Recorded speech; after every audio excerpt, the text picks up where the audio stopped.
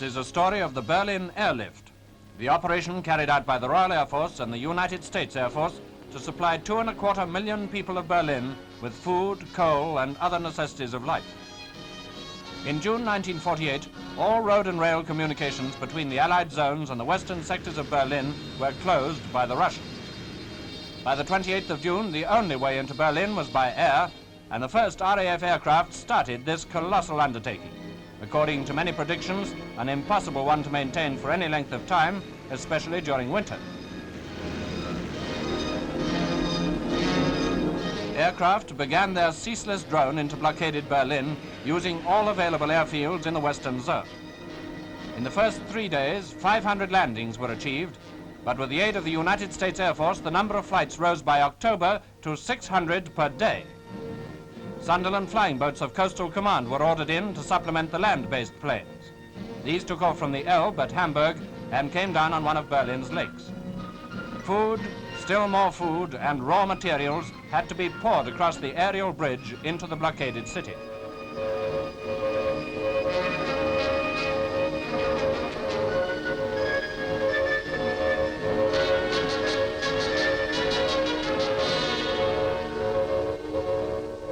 Only one narrow corridor led from the base on the Elbe near Hamburg to the unloading base at Havel Lake in the British sector of Berlin. Within 4 days of the decision to use them, the first giant boats, each carrying 5 tons of vital material, were on air transport service. You are clear to take off, over.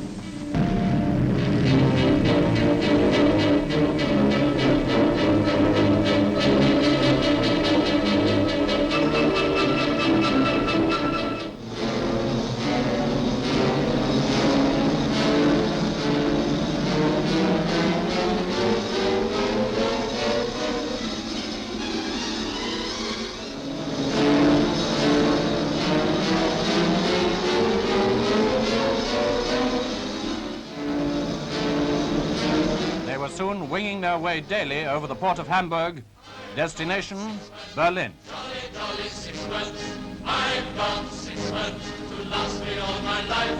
I've tuppence to spend and tuppence to lend and tuppence to send home to my wife.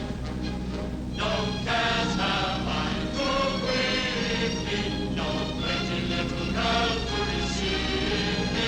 I'm happy as a king. Past the Olympic Stadium, and presently over the only power station left working in the western sector.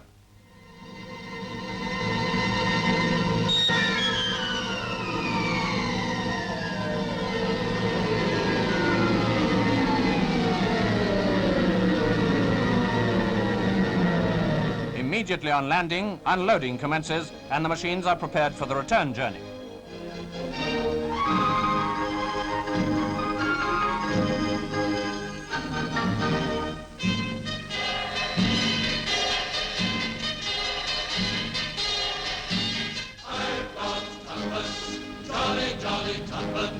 I've got tuppence to last me all my life. I've tuppence to spend and nothing to lend and nothing to send home to my wife. No cares have I to grieve me, no pretty little girl to deceive me. I'm happy as a king, believe me, as I go. On the return trip, exportable freight was carried and the opportunity taken to remove some of Berlin's sick children for convalescence. Only the very worst weather kept Allied aircraft out of the sky.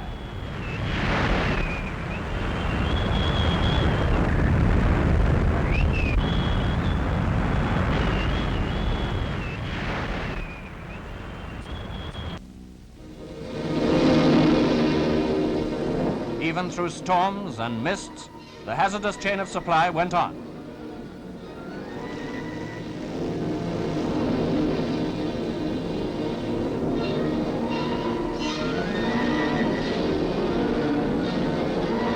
As dusk falls, Sunderlands tie up for the night.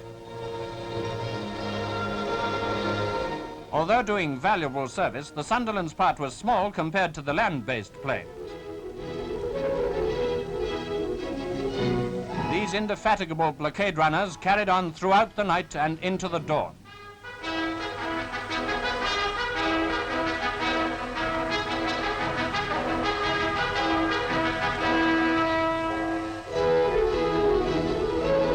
Night and day, week after week, it was a case of more planes, more food, more raw materials, shipped without pause from 8 different airfields in the Western Zone.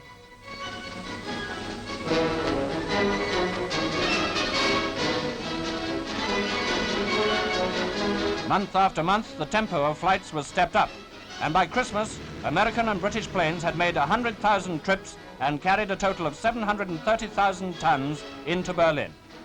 Even cars were transported. But coal, equally as vital to Berlin as bread, was the greatest load of all. Over 1 million tons have now been flown in.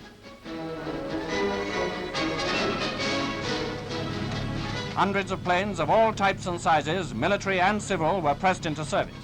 The RAF York load 9 tons. The Halifax over 6 tons. The Viking over 3 tons.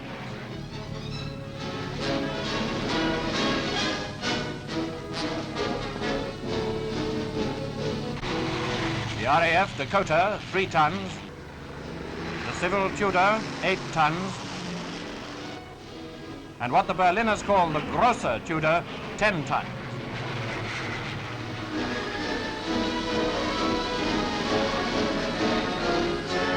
As an additional boost to the airlift, the RAF introduced its Hastings, each carrying over 9 tons.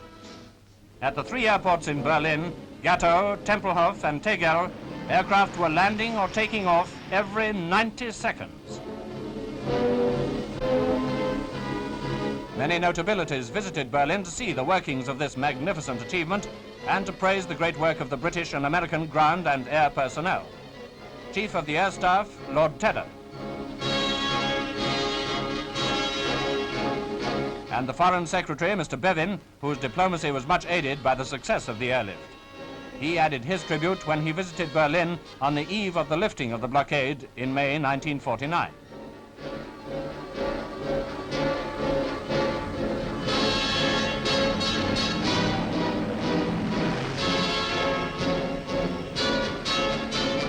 For 10 whole months, a ceaseless stream of Allied aircraft landed in Berlin, where Germans, supervised by British Army personnel, eagerly unloaded the vital supplies. Air crews of the RAF and Commonwealth crews from Australia, New Zealand and South Africa, together with their British charter colleagues, all of them played their part with the United States Air Force in maintaining this non-stop operation. A combined operation which on one day landed in Berlin a record load of nearly 13,000 tons. That is equivalent to the normal tonnage moved daily by surface transport before the blockade. Newsprint for Berlin's democratic press comes in. Mail for the outside world goes out.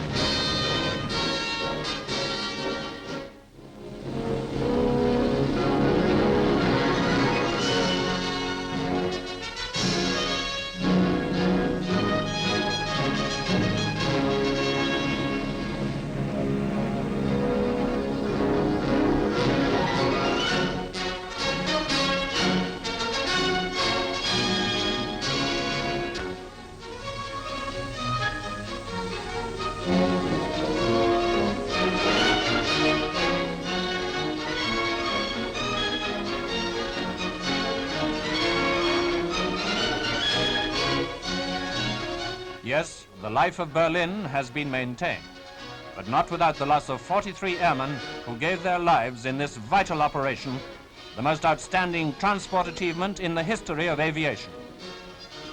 The airlift carries on.